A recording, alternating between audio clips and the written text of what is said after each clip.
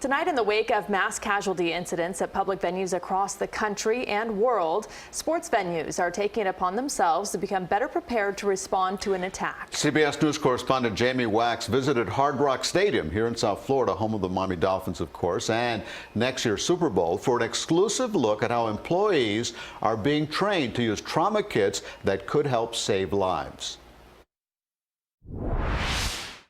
This is our trauma bandage. All right, it's pretty straightforward.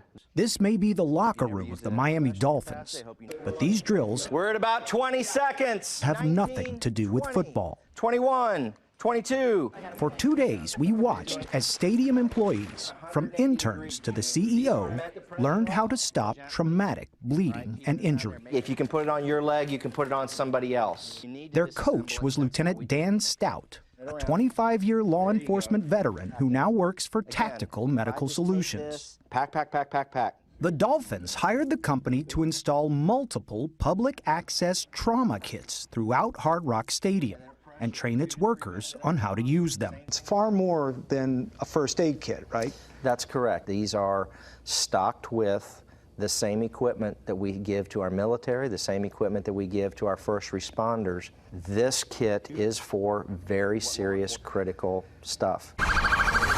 Whether it's an attack on an arena in England, Oh my God. or a high school just half an hour from here. Coming out with one injured person. He's shot. Stout told us first responders arrive at the scene and find civilians coming to the aid of their neighbors. They're trying to improvise bandages with shirts. They're trying to make tourniquets out of belts. They know what they need. What we're trying to do is provide them with a basis of training and access to the right equipment in places where they may encounter this type of thing.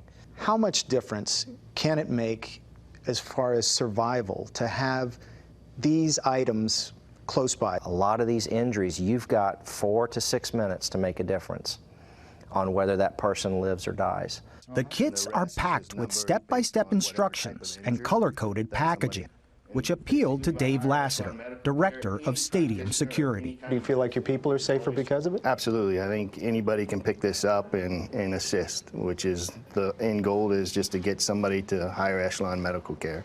Sydney Williams, an event coordinator with the team, says she is grateful for the extra training. You always know like something like this could happen, but really for me, I feel a lot more comfortable knowing that we do have the appropriate procedures in place. So it makes you feel more safe? Yes, definitely. Other stadiums have added similar kits.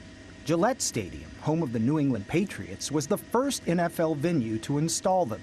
The New Orleans Saints and Major League Baseball's New York Yankees followed. For Tom Garfinkel, the CEO of the Miami Dolphins, it was an easy decision. We just want to make sure we're doing everything we can here to make this the safest environment possible for our employees and for all of our guests and everybody that comes. And as you say, you take that very personally. I do. I want to be able to sleep at night. I want to know that everybody here is safe and that we've done everything we can to prevent it from happening. And if it does happen, make sure we're responding and doing everything we can to save lives. The Dolphins organization, including owner Stephen Ross, stressed that this kind of preparedness is important to any office environment, whether the potential injuries are due to traumatic events or simply workplace accidents. Jamie Wax, CBS News, New York. Tough to think about, but very important. Good to be prepared, absolutely.